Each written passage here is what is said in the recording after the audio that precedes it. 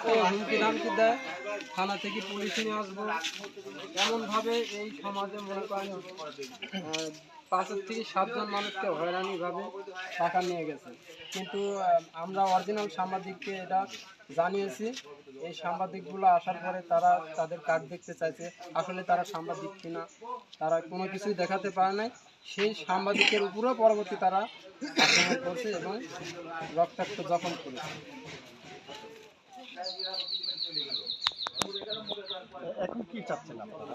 এখন চাচ্ছি যে আসলে আমাদের এই এলাকায় যত বড় ক্ষমতাশীল ব্যক্তি হোক, সেটা যে কোনো দলের হতে পারে, বিএনপির হতে পারে, জামাতের হতে পারে, যে কোনো ব্যক্তি হতে পারে, তারা যেন এলাকায় আসি চাঁদাবাজি করতে না পারে, এজন্য সমাজের মানুষ, এলাকার মানুষের ঐক্যবদ্ধ থাকতে বলতেছি এবং প্রশাসনকে দৃষ্টি আকর্ষণ করে বলতেছি আপনারা আইনত ব্যবস্থা নেবেন।